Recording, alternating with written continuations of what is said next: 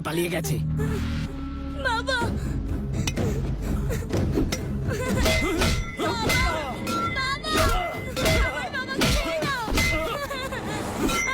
দুধ কলা দিয়ে এতদিন যে সাপ পুষেছি সে আমাকে ছবল মারতে চাইছে। হ্যাঁ? না না আমার বাবাকে ছেড়ে দাও না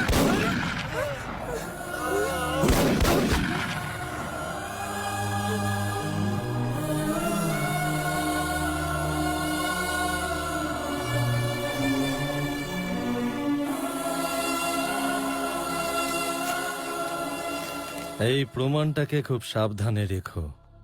তোর বাবা তোকে এমন কি প্রমাণ দিয়েছে? দে, আমায় দে।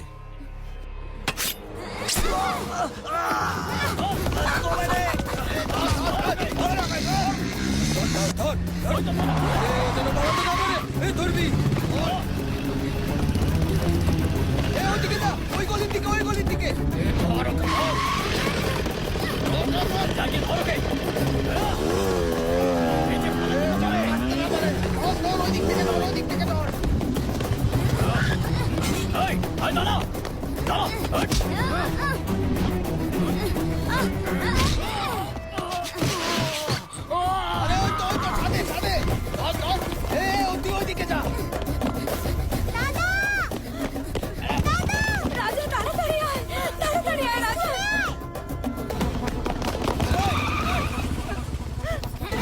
কোথায় যাচ্ছিস রাজা রাজা দাদা বাবা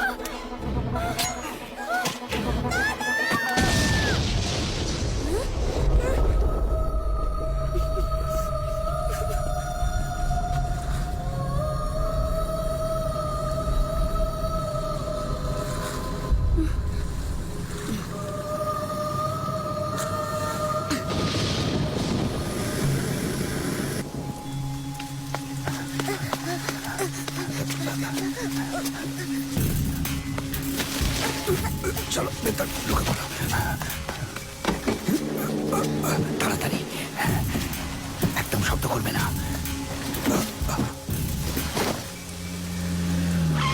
চল চল। এই কোন বুড়ো লোককে চারজন বাচ্চার সাথে দেখেছিস? বলবি কি না? তোকে তো ভাই ওইদিকে চল।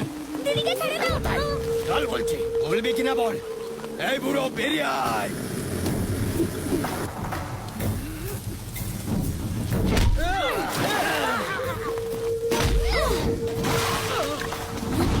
আর তো তোকে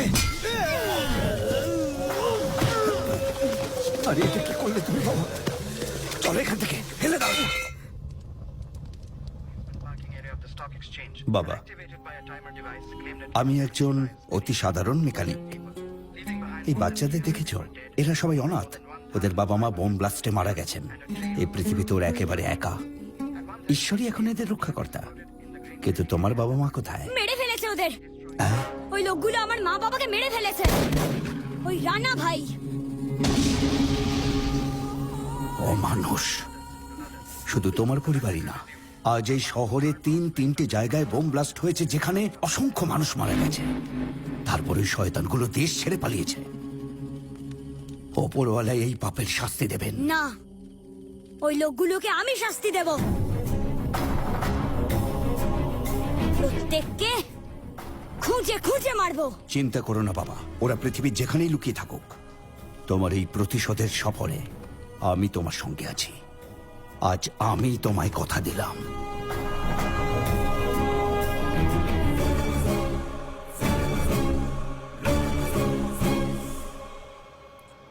এগারোটার সময় মিটিং আছে, তার মধ্যে রিপোর্ট তৈরি করে দিতে হবে। আপনারা সেগুলো তৈরি করুন।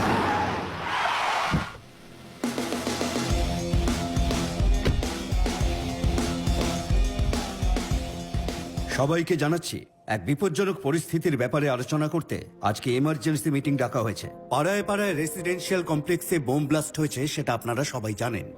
ওই ব্লাস্টটা RDX দিয়ে করা হয়েছে। আসলে এই ব্লাস্টটা কেউ জেনে বুঝে করেনি।